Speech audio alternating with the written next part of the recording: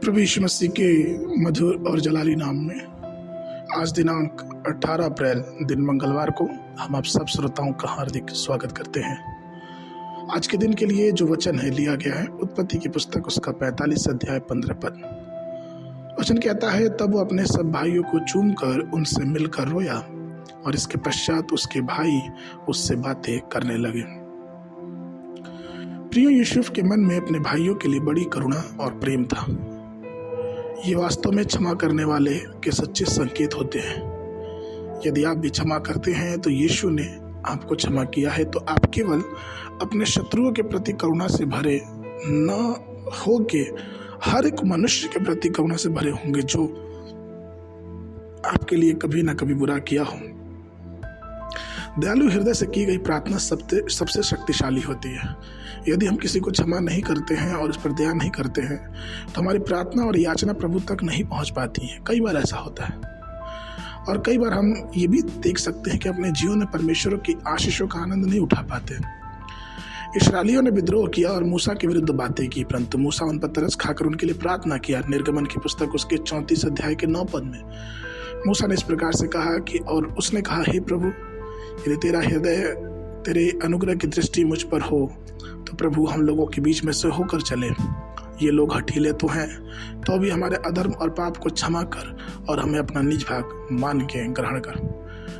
प्रिय, हमारे प्यारे प्रभु यीशु मसीह को देखे, यहाँ तक कि जब उन्होंने उत्पीड़कों ने उनके मुंह पे थूका, उन्हें कोड़ों से मारा, उन पे ताड़नाएं पड़ी, फिर भी यीशु मसीह ने प्रार्थना की कि हे पिता, इन्हें क्षमा कर, क्योंकि ये नहीं जानते कि ये क्या करते हैं। यहाँ तक कि यीशु मसीह के कई दृष्टांतों में हम पाते हैं कि किस प्रकार से यीशु मसीह ने क्षमा और माफ़ी की बातें बताई। हम भी प्रियो यीशु मसीह की पद चिन्हों पर चलने के लिए बुलाए गए। यहाँ तक कि स्तुपनुष ने भी, जब उस पर लोग पत्थरवाह कर रहे थे, दांत पीस के उस पर लोग पत्थर मार रहे थे प्रेरितों के काम, उसके 7 के 56 से आगे, तो 60वें पद में स्तुपनुष परमेश्वर से प्रार्थना करके कहता है कि हे प्रभु, यह पाप उन पर मत लगाना, और यह कहकर वो सो गया। प्रिय, यदि हमारे अंदर क्षमा की भावना रहती है तो हम ये देख सकते हैं कि हम प्रभु का अनुग्रह अपने जीवन में और भी पाते हैं। हम ये देखते हैं कि प्रभु की आशीष, प्रभु का मार्गदर्शन हमारे जीवन में और भी बहुत ऐसे काम करेगा।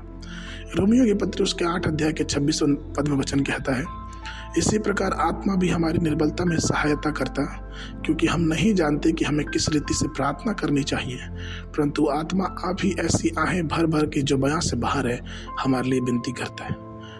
और इसी प्रकार से वचन ये भी करता है लूका उसके 6 के 38 में कि जिस नाप से तुम नापते उसी नाप से तुम्हारे लिए नापा जाएगा। इसलिए प्रियो, आइए अपने जीवन में दूसरों को क्षमा करने वाले बने, उन्हें अपने क्षमा के भाव से परमेश्वर के प्रेम के और करीब लेके आए, जिससे परमेश्वर का स्वरूप, परमेश्वर का स्वभाव हमारे द्वारा उन तक पहुँचे और उनको हम प्रभु के करीब और लेके आ सके।